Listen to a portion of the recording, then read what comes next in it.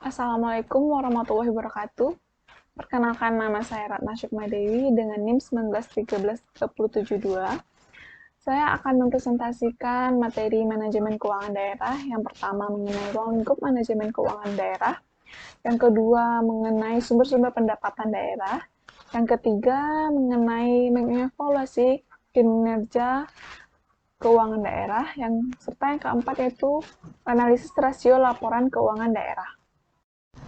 Manajemen keuangan daerah adalah proses perencanaan, pengorganisasian, kepemimpinan, dan pengendalian terhadap hak dan kewajiban daerah dalam rangka penyelenggaraan pemerintah daerah yang dapat dinilai dengan uang, termasuk di dalamnya segala bentuk kekayaan yang berhubungan dengan hak dan kewajiban daerah dalam kerangka anggaran pendapatan dan belanja daerah. Fungsi manajemen keuangan daerah. Fungsi manajemen keuangan daerah terbagi atas 3 tahapan. Yang pertama ada tahapan perencanaan, yang kedua ada tahapan pelaksanaan, yang ketiga ada tahapan pengendalian atau pengawasan. Oleh karena itu, fungsi manajemen keuangan daerah terdiri dari unsur-unsur pelaksanaan tugas, yang terdiri dari tugas 1 pengalokasian sumber-sumber ekonomi daerah, di mana manajer keuangan daerah, baik yang berada dalam struktur biro atau dinas, harus memahami bentuk potensi sumber ekonomi daerah tersebut. Lalu ada tugas proses penyusunan anggaran pendapatan dan belanja daerah atau PBD, di mana itu merupakan penyejahwatan rencana Pemda dalam bentuk satuan uang dalam kurun waktu 1 tahun yang berorientasi pada tujuan kesejahteraan publik. Lalu ada tugas tolak ukur kinerja anggaran dan standarisasi, di mana itu merupakan proses dari analisis anggaran untuk mengukur keberhasilan dari suatu kegiatan atau masukan dari masukan atau pengeluaran dari standarisasi pengeluaran umum yang dikembangkan oleh Pemda. Lalu tugas pelaksanaan anggaran yang sesuai dengan prinsip-prinsip akuntansi, yaitu merupakan kebijakan umum akuntansi daerah yang bertujuan untuk meningkatkan akuntabilitas daerah. Lalu ada tugas pelaporan pertanggungjawaban atau APBJ daerah. Lalu ada juga tugas pengendalian dan pengawasan daerah. Tujuan manajemen keuangan daerah. Tujuannya yaitu untuk membenahi kinerja pemerintah daerah, serta untuk membantu mendistribusikan sumber daya daerah, lalu untuk meningkatkan efisiensi pengelolaan sumber daya daerah. Ada juga tujuan akuntansi pemerintahan, yaitu bertujuan untuk meningkatkan akuntabilitas, kehandalan manajerial dalam pelaporan yang transparan, serta memberikan informasi yang akurat, relevan, dan terpercaya, serta untuk memberikan persepsi yang sama untuk pengguna laporan keuangan tersebut, seperti DPRD, pemerintah, atau kepentingan pemegang kepentingan lainnya seperti LSM atau akademisi. Lingkup manajemen keuangan daerah. Lingkup manajemen keuangan daerah ini terdiri atas 6. Yang pertama itu ada hak daerah untuk memungut pajak daerah dan retribusi daerah, serta melakukan pinjaman. Yang kedua ada kewajiban daerah untuk menyelenggarakan urusan pemerintah daerah, serta membayar tagihan pihak ketiga. Yang ketiga ada penerimaan daerah. Yang keempat ada pengeluaran daerah.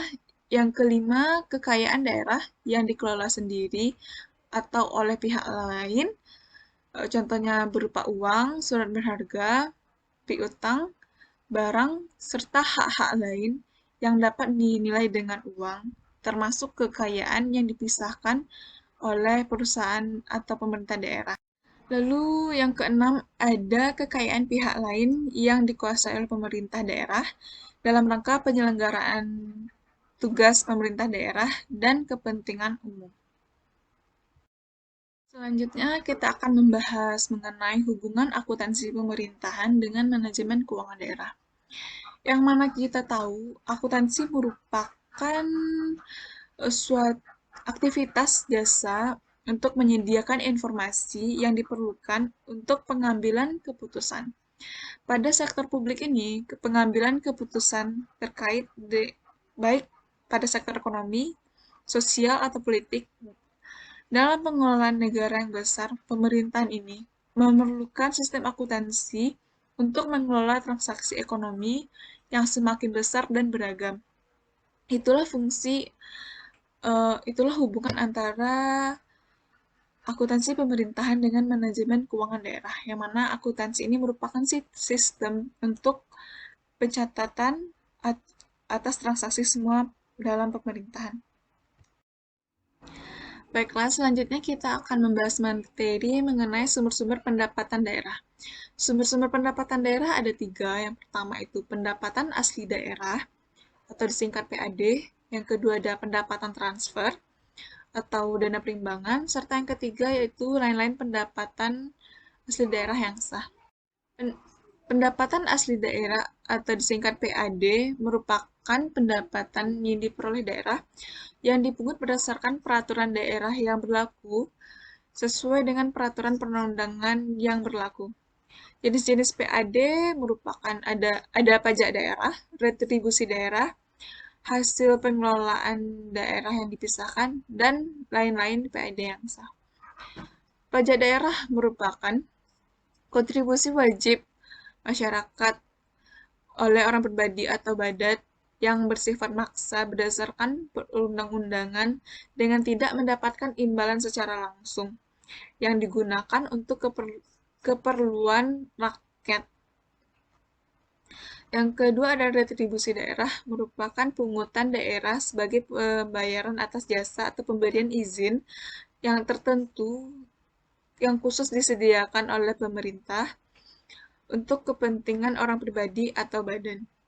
Yang ketiga ada hasil pengelolaan kekayaan daerah yang dipisahkan, merupakan hasil pengelolaan kekayaan daerah yang dipisahkan antara lain bagian laba BUMD atau badan usaha milik daerah dan hasil kerjasama dari pihak lain yang ketiga. Lalu lain-lain pendapatan PAD yang sah merupakan penerimaan daerah yang berasal dari lain-lain dari milik penerimaan daerah.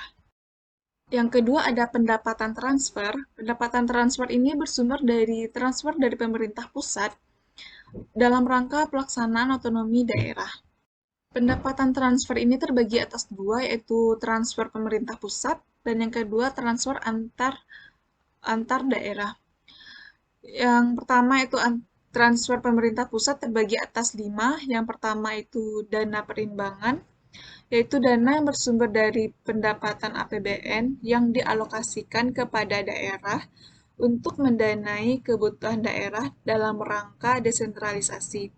Yang kedua itu ada dana otonomi khusus, yaitu dana yang dialokasikan untuk membiayai pelaksanaan khusus suatu daerah. Yang ketiga itu dana penyesuaian, dana yang dialokasikan untuk daerah dalam rangka pelaksanaan kebijakan tertentu pemerintah dan DPR sesuai peraturan perundang-undangan. Yang keempat ada dana istimewa daerah Yogyakarta, dana yang dialokasikan dalam APBN dalam penyelenggaraan di daerah keistimewaan Yogyakarta tersebut. Lalu kelima ada dana desa, yaitu dana yang bersumber dari APBN yang diperuntukkan bagi desa yang ditransfer melalui anggaran belanja daerah, kabupaten atau kota. Yang kedua, transfer antar daerah terbagi atas 2 macam. Yang pertama itu pendapatan bagi hasil, yaitu dana yang berasal dari pendapatan tertentu daerah. Yang kedua yaitu bantuan keuangan, yaitu dana yang diberikan oleh daerah kepada daerah lainnya dalam rangka kerjasama daerah maupun untuk tujuan tertentu lainnya. Sumber-sumber pendapatan daerah yang ketiga yaitu lain-lain pendapatan daerah yang sah, merupakan seluruh pendapatan daerah kecuali pendapatan asli daerah dan pendapatan transfer yang meliputi hibah, dana darurat, dan lain-lain pendapatan yang sesuai dengan peraturan perundang-undangan. Dana hibah yaitu bantuan berupa uang, barang, atau jasa yang berasal dari pemerintahan pusat, daerah, daerah yang lain, masyarakat, dan badan usaha dalam negeri atau luar negeri yang bertujuan untuk menunjang peningkatan penyelenggaraan urusan pemerintah daerah tersebut.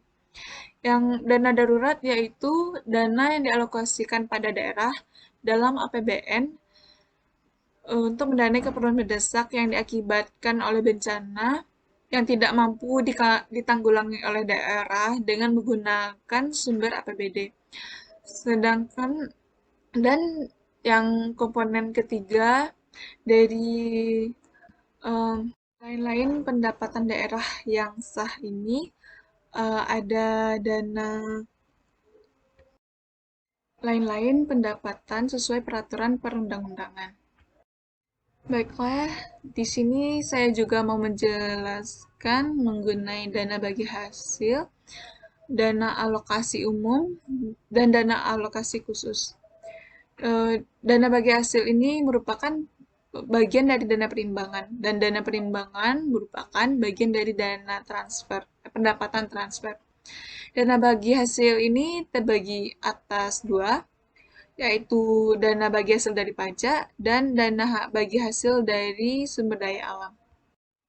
Pada dana bagi hasil dari pajak bersumber dari dana bagi hasil pajak PBB, ada pajak PBHTB, dan pajak penghasilan, yaitu pasal 25, 26, dan pasal 21,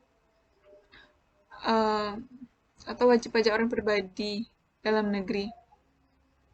Dan dana bagi hasil dari sumber daya alam terdiri dari dana bagi hasil sumber daya alam dari kehutanan, dan dana bagi hasil dari pertambangan umum, dan dana bagi hasil sumber daya alam perikanan, ada dan dana bagi hasil sumber daya alam pertambangan minyak bumi, dan dana bagi hasil sumber daya alam pertambangan dan gas bumi, serta dana bagi hasil sumber daya alam pertambangan dan panas bumi.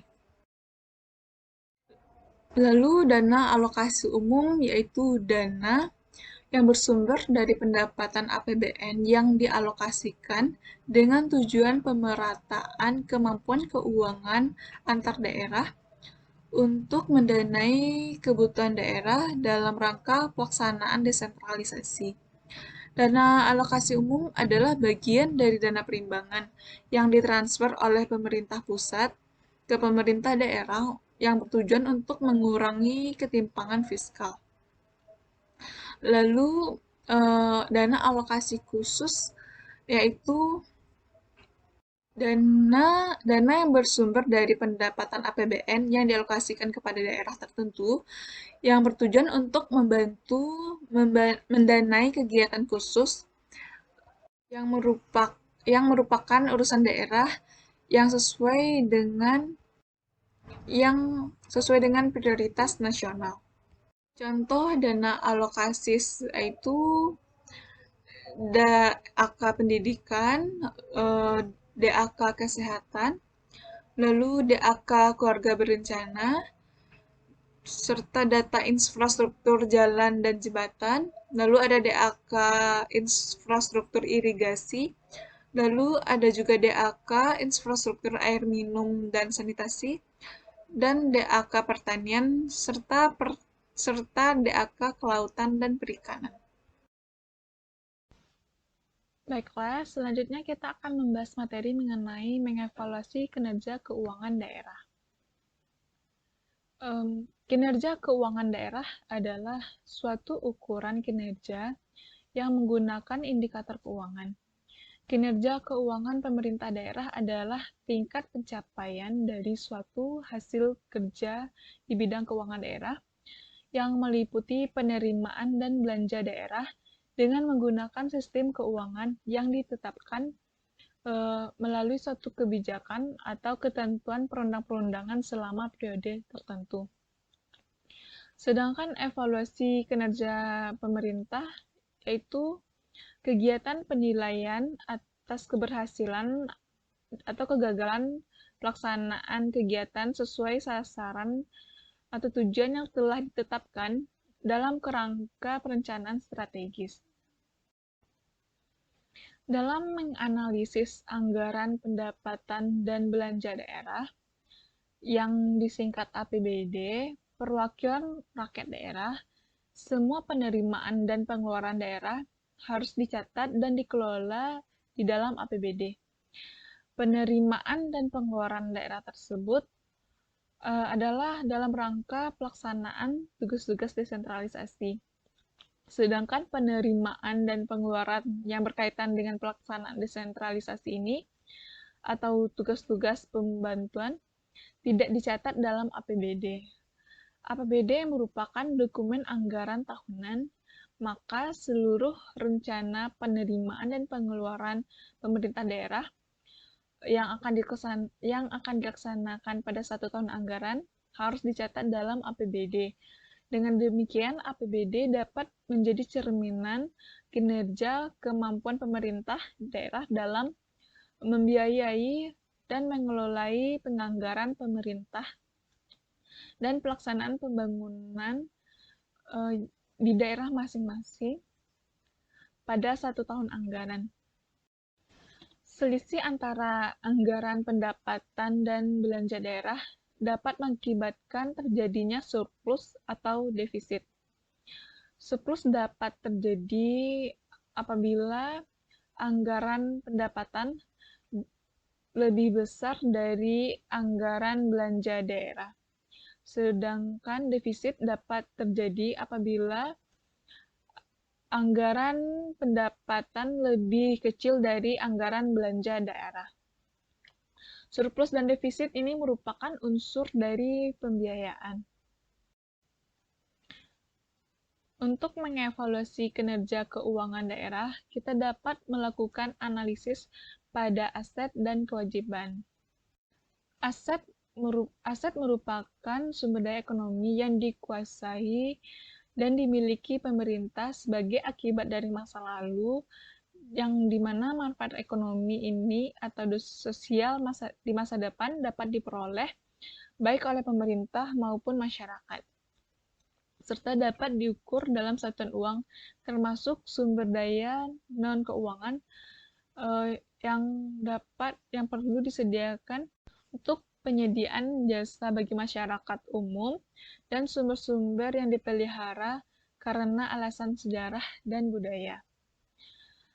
Jenis-jenis aset pada laporan posisi keuangan pemerintah yaitu ada aset lancar, lalu ada investasi jangka panjang, ada aset tidak lancar, dana cadangan, dan aset lainnya. Macam-macam analisis yang dapat kita lakukan pada aset, ada analisis pertumbuhan dan analisis proporsi. Analisis pertumbuhan aset bertujuan untuk mengetahui perubahan posisi aset pemerintah daerah selama 2 periode. Apakah terjadi kenaikan atau penurunan? Secara umum, kenaikan aset tahun sekarang dari tahun sebelumnya merupakan sinyal positif yang menunjukkan adanya kemajuan atau pertumbuhan aset. Sebaliknya, jika terjadi penurunan aset, maka itu sinyal negatif yang bisa kita lihat mungkin itu terjadi kemunduran nilai aset-aset atau lalu penggerogotan aset dan inefisiensi dalam pengelolaan aset. Rumus dalam menganalisis pertumbuhan aset ini dapat kita gunakan yaitu nilai aset tahun sebelumnya dikurang dengan nilai aset tahun sekarang dibagi nilai aset tahun sebelumnya dikali 100%. Maka kita akan dapat melihat pertumbuhan, peningkatan atau penurunan nilai aset tersebut. Lalu selanjutnya ada analisis proporsi. Analisis proporsi yaitu analisis yang menunjukkan berapa persen pos-pos pada komponen aset terhadap nilai total aset. Rumusnya yaitu setiap pos-pos aset dibagi total aset dikali 100%. Selanjutnya yaitu analisis kewajiban. Kewajiban adalah utang yang timbul dari peristiwa masa lalu yang penyelesaiannya mengakibatkan aliran keluar sumber daya ekonomi pemerintah. Dalam konteks pemerintahan ini, kewajiban muncul antara lain penggunaan sumber daya yang berasal dari pinjaman. Pinjaman ini juga dapat berasal dari masyarakat, lembaga keuangan, lembaga keuangan pemerintah lain, atau lembaga internasional. Kewajiban pemerintah ini juga dapat terjadi karena perikatan dengan pegawai yang bekerja pada pemerintah. Kewajiban pada masyarakat luas yaitu dapat berupa tunjangan, ganti rugi, atau kewajiban kepada pemberi jasa lain.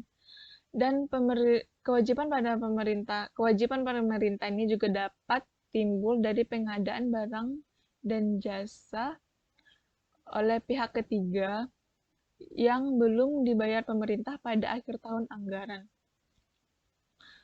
Klasifikasi kewajiban ini terbagi atas dua, yaitu kewajiban jangka pendek dan kewajiban jangka panjang. Pada analisis kewajiban ini, kita hanya fokus pada analisis pertumbuhan utang dan analisis proporsi utang. Analisis pertumbuhan utang bermanfaat untuk mengetahui perkembangan utang pemerintah dari tahun ke tahun. Untuk kepala daerah, informasi pertumbuhan utang ini sangat penting dalam perencanaan pengendalian utang. Rumusnya itu dengan utang tahun sekarang dikurang dengan utang tahun sebelumnya dikurang dengan utang tahun sekarang dibagi utang tahun sebelumnya dikali 100%. Maka kita akan mengetahui pertumbuhan utang tersebut, apakah itu bertambah ataupun berkurang.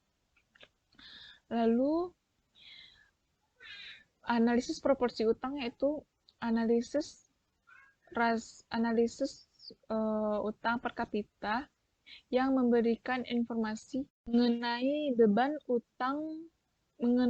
utang masyarakat yang menjadi penduduk pemerintah daerah setempat. Untuk mencari analisis pertumbuhan per kapita ini, kita dapat mencarinya dengan pos-pos pada utang dibagi dengan total utang dikali 100%.